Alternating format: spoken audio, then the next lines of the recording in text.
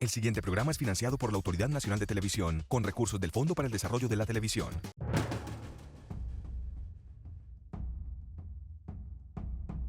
Se escuchaba caer las balas ahí como granizo, a los lados de uno. Llegó esa gente, fue acabando hasta con el nido de la perra.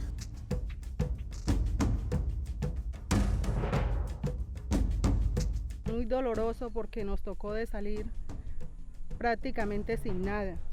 Nos tocó de dejarlo todo.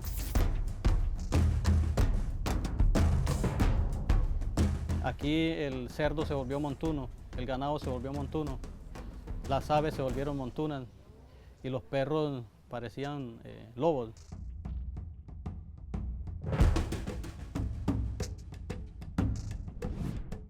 A pesar de la distancia que los separa, hay dos corregimientos en Antioquia que terminaron unidos por la barbarie: El Aro en Ituango y Pueblo Bello en Turbo. En ellos se cometieron dos de las masacres más crueles en la historia de Colombia. Sus verdugos fueron los paramilitares y ambos se volvieron pueblos fantasmas tras días de espanto. Pero además comparten una condición que no quisieran ostentar. Por ambos, la Corte Interamericana de Derechos Humanos condenó al Estado colombiano. El equipo periodístico de Infrarrojo viajará hasta los dos poblados.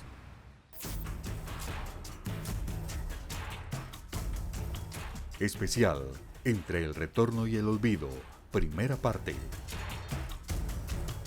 El Aro, anillo de abandono.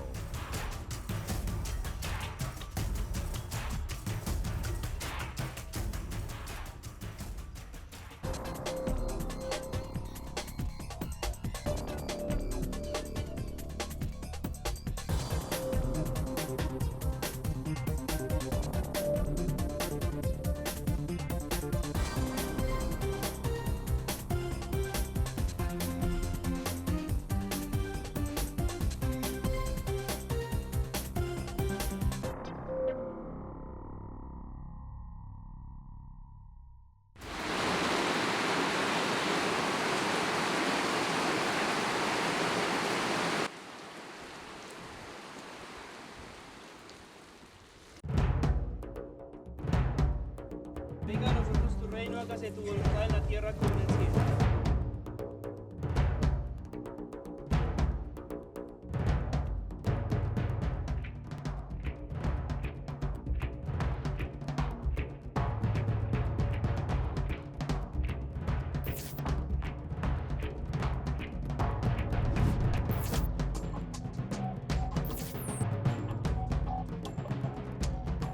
El corregimiento del Aro estaría a punto de desaparecer.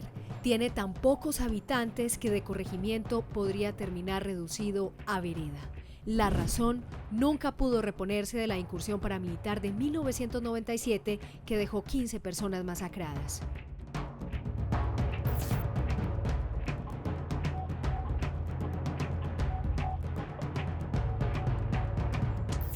Los 200 paramilitares que se tomaron el pueblo, conocidos en la región como los Mochacabezas, lo sitiaron durante 7 días. Las autoridades nunca aparecieron pese a los llamados de auxilio de los pobladores.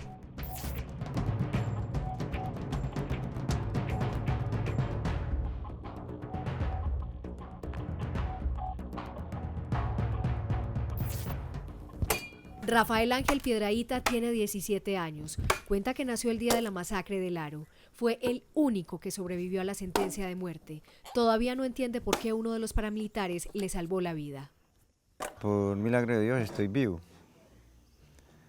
Y alguno de los mismos paramilitares me salvó la vida. Aquí estábamos cuando empezaron con el primero a cada metro de mi persona.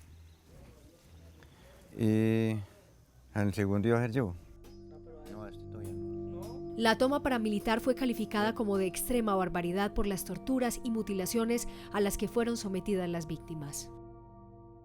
Era para decirnos así que vea, es que nosotros lo llamamos, es para mostrarles cómo van a quedar todos los que le colaboran a la guerrilla en una forma o en la otra. Es que así como estaban esa gente amarrados sin cabeza y con macetas enterados por aquí así para abajo. Entonces, uno callaba y yo lo único que pensaba era que entonces no íbamos a quedar nadie vivo porque el de menos les tenía que dar agua a esa gente por ahí, por donde pasaba. Esa gente estaba aquí demasiado bestiales, como se dice. Era vuelto unos salvajes en este pueblito, unas de acabar con lo que no les ha hecho nada a ellos. Como está duro tener uno que recordarlo como le tocó a uno. Pasar ese día uno encerrado, ni poder ir a ver el yerno muerto ahí tendido, ni que fueran a venir mujeres a chillarse porque también las quebraban. Antes de partir, los paramilitares quemaron el pueblo, robaron 1.200 reses y secuestraron a 17 campesinos para que arriaran los animales hasta la Caucana. Hasta la iglesia le iba a prender, entonces uno de los mismos siempre que dijo que no, con Chuchito y no te metas allá, no que le quisieron prender, o no dejaron.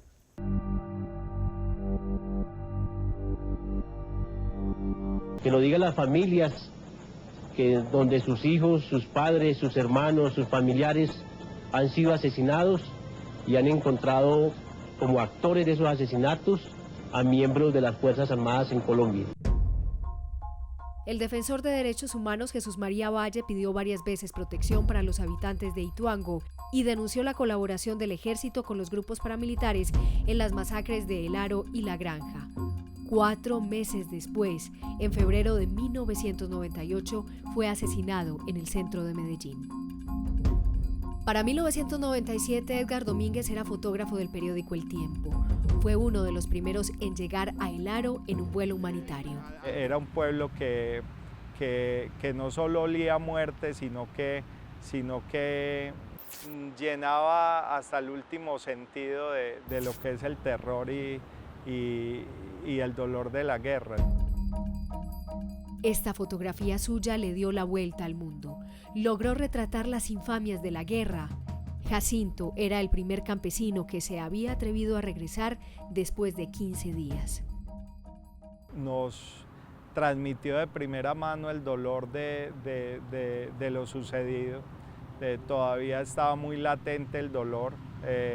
Era una población en donde se sentía el dolor, le entraba por los poros, nos entraba por los poros a los que estábamos ahí. Pero pocos regresaron. Tras la incursión armada se registró un desplazamiento masivo de 1.472 personas y El Aro quedó desocupado. Yo pude salir con lo que yo tenía una camisilla nomás puesta y no más nada, y una bolsita, una tulita, donde que logré sacar una ropita de las niñas, porque mi esposa y yo no pudimos sacar más nada, lo otro se quedó allá. En 2006, la Corte Interamericana de Derechos Humanos condenó al Estado colombiano por su omisión y por la participación directa de miembros de la fuerza pública en la masacre. La sentencia dicta las siguientes medidas de reparación. Investigaciones para determinar los responsables de los hechos, tratamiento psicológico a las víctimas, condiciones de seguridad para el retorno, acto público de reconocimiento de la responsabilidad, reconstrucción de las viviendas e indemnización a las víctimas. 8 años después, el gobierno nacional responsable del fallo no ha cumplido con sus obligaciones. El camino para llegar hasta El Aro es el mismo camino que recorrieron los paramilitares, un trayecto lleno de precipicios, lodo y piedra. Sus campos están rodeados de coca y los habitantes viven en medio de la presión de grupos armados. 17 años después, El Aro todavía parece un pueblo fantasma.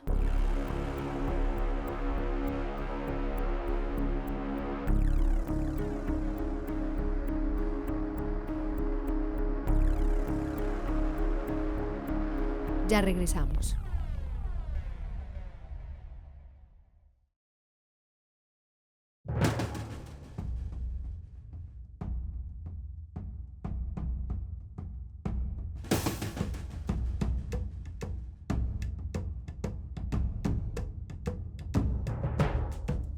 El Aro, corregimiento de Ituango, padeció en 1997 su peor momento, el arribo de un comando paramilitar que doblegó a la población por 7 días. A pesar de los llamados, la fuerza pública no apareció. El hecho ha sido considerado como una de las tragedias más dolorosas en la historia reciente de Colombia. La Corte Interamericana condenó al Estado por la masacre.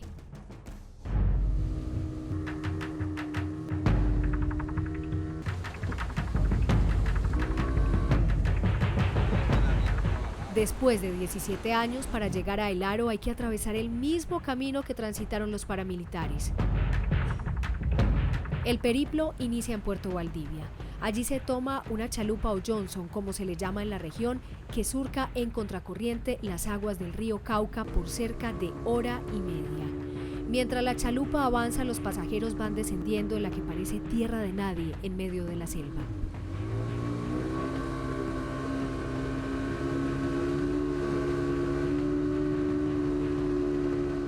A los pocos kilómetros se divisa la construcción de la carretera que irá hasta la cabecera municipal de Ituango. Y mientras a un lado del cañón del Cauca avanzan las obras, del otro lado comienzan a divisarse los campos de coca. Del Johnson se desciende en un sitio conocido como Organi, llamado así por la cristalina quebrada que desemboca en el lugar. Al descender, se divisa una sábana de mariposas que cubre el camino. La primera parada es obligatoria, esperar a que el arriero aparezca de la selva. Las mulas deben comer y descansar para poder aguantar la mitad de su camino, el de regreso.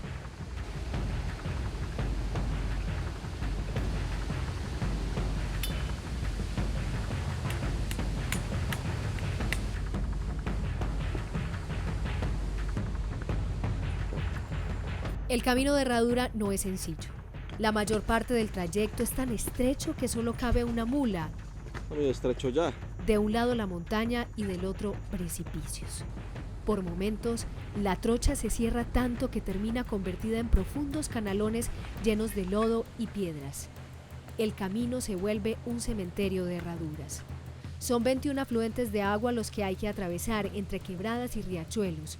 Y cuando ya se está lo suficientemente alto, se observa como una postal el río Cauca. De él solo llega un murmullo lejano. A El Aro nunca se le divisa de lejos, pero se sabe que se está cerca por este puente en madera que atraviesa el río que lleva su nombre.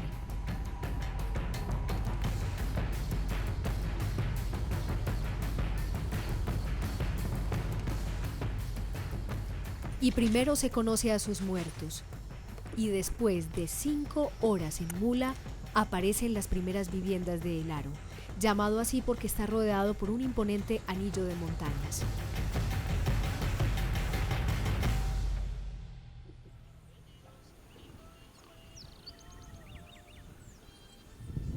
Pero del regocijo por llegar se pasa a una extraña sensación de soledad.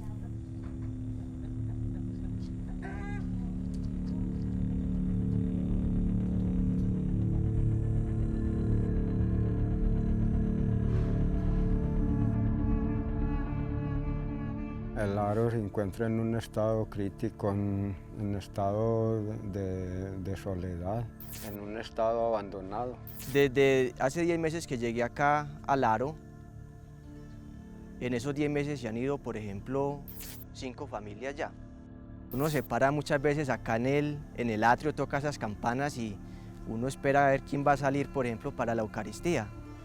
Y como por obra y gracia del Espíritu Santo, en el momento de la misa siempre llegan 5 o 6 personas que somos los que celebramos la Santa Eucaristía, pero uno mira muchas veces los hogares a ver quién es el que sale, pero por más puertas que uno mire nunca se van a abrir porque desafortunadamente están vacías. Esto tiene una casa de 2 pisos, y vean lo que quedó.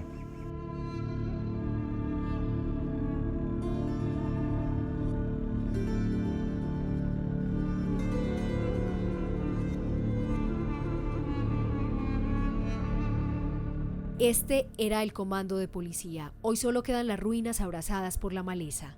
Permanecen los rastros de las que en 1997 eran viviendas habitadas.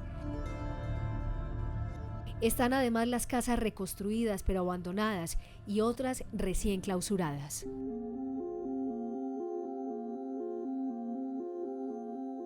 Al miedo de volver se suma la incapacidad de muchas familias por reconstruir sus casas. Aunque la sentencia de la Corte Interamericana de Derechos Humanos obliga al Estado colombiano a rehacer las viviendas, los habitantes de El Aro aseguran que el proceso quedó inconcluso. No, la casita no, partiendo del principio que no la hicieron y quedaron los pisos, vea, todavía se ve el piso reventado de la candela, vea, todo que se ve como rajadito de la candela cuando se quemó y no la hemos acabado. Claro que después de Ituango vinieron y nos echaron este pisito, la pieza grande de allá, y nos hicieron ese tanquecito de lavaderito. Y bueno, eso ahí ya anduvo mientras tanto. Y eso tiene la hija mía por allá, que le hagan de venirse a parar la casita otra vez, para venirse a vivir por aquí. Pero eso lleva mucho gasto y ella por allá todavía con los hijos. A ver, ella siempre mantiene diciéndome que ella le hagan de venirse, a ver si es capaz de arreglar la casita para venirse a vivir aquí. Aquí vinieron y hicieron tapias por ahí, vea esas tapias que hay nuevas. Y muchas casitas, o sea que todas las casitas que ustedes ven de ahí para allá, todo esto que ustedes ven alrededor, de aquella esquina para allá, eso fue las casas que mandó reconstruir el municipio de Ituango, pero no las acabaron, todo no lo hicieron, todo se quedó a medias. A Rafael, los paramilitares le quemaron la casa. Aunque se la reconstruyeron, la nueva vivienda no conserva las características de la anterior. Aún hoy está recogiendo para completar los enseres que perdió. Antes de la masacre contaba con un negocio. Ese tampoco lo pudo levantar de nuevo. Antes está más chiquita y quiero obra negra porque es que prácticamente no lo he terminado. Aquí yo la he construido hasta por abajo, dan los palomos, ¿verdad? Entonces yo porque logré añadir aquí esta partecita de cancel para ver si me le tiraban el techo cuando vinieron reconstruyendo. Pero no me lo iban a ver y no de aquí para acá. Entonces ya para lo iba añadiendo yo por ahí con zinc viejo, con el zinc quemado. Después de eso no ha vuelto a recuperar todo lo que perdió. Ya uno vive como por estar ahí, pero no, ya no. Ya uno todo lo que perdió ya no lo vuelve a conseguir.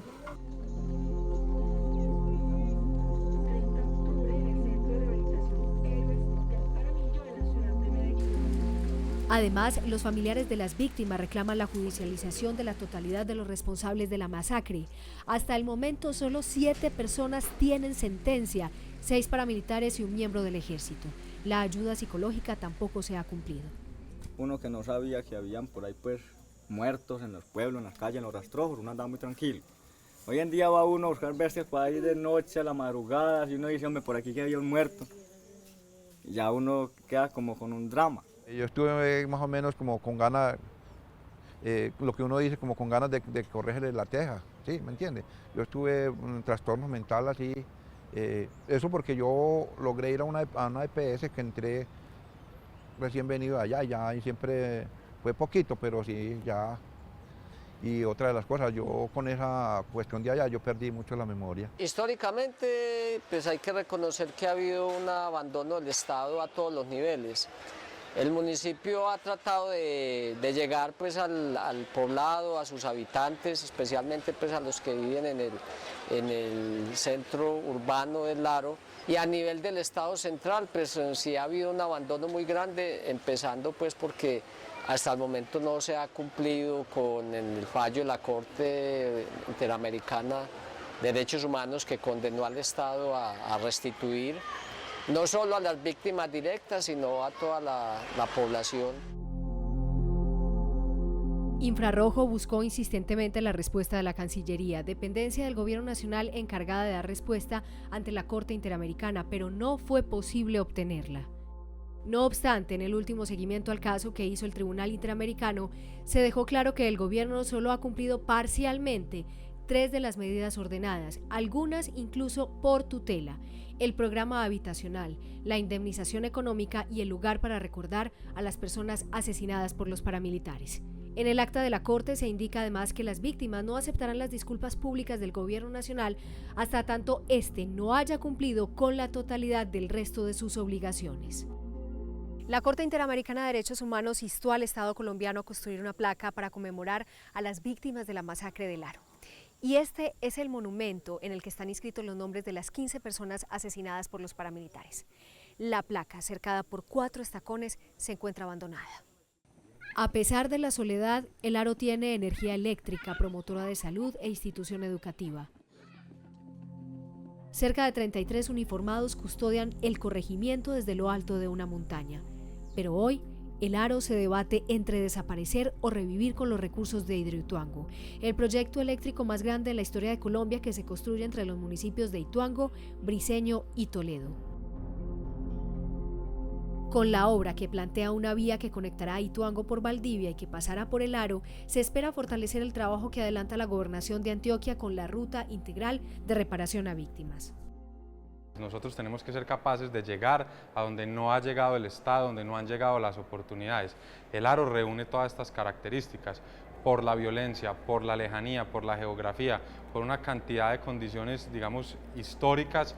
Ha sido un sitio abandonado efectivamente por el Estado, por la presencia institucional. Es uno de tantos sitios en donde estamos llegando con oportunidades, con capacidades a trabajar por la gente. Y mientras se decide su futuro, el Aro sigue luchando con sus tristezas. Sí hay que llorar todavía a los muertos, todavía estamos en la mitad del duelo. Ya regresamos.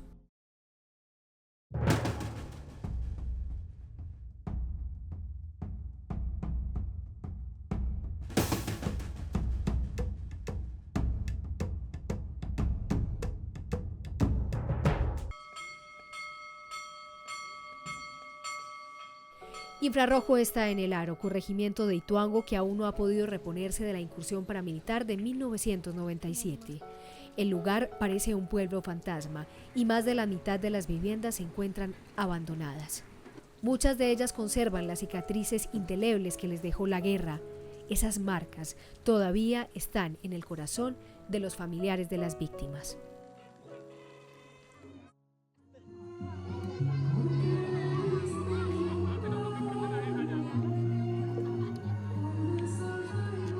Dice que uno no es que debe de recordar eso ya, pero ay no, uno no es capaz de olvidar.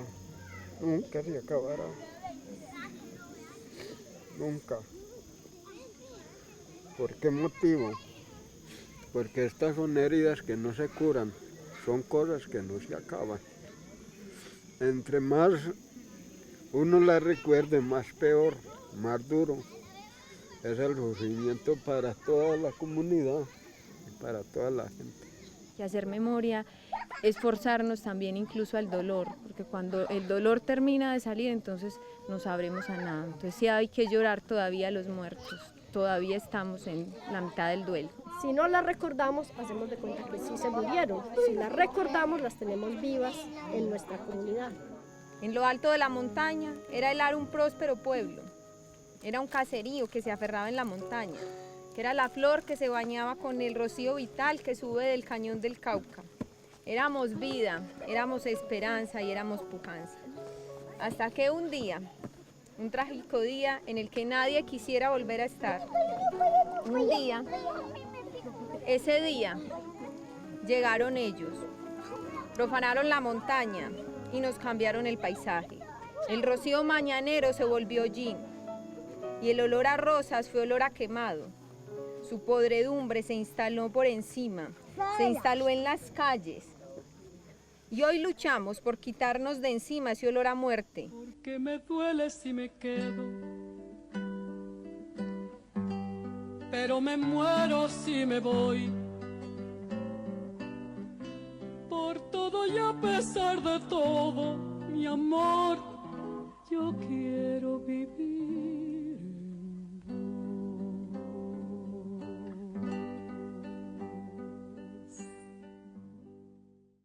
Y esperen el próximo capítulo de Infrarrojo, la segunda parte del especial Entre el retorno y el olvido. Indagaremos sobre la suerte que corrió Pueblo Bello, el otro corregimiento de Antioquia por el cual la Corte Interamericana de Derechos Humanos condenó al Estado colombiano. ¿Pudieron sus habitantes levantarse, reponerse de los embates de la guerra? Feliz noche.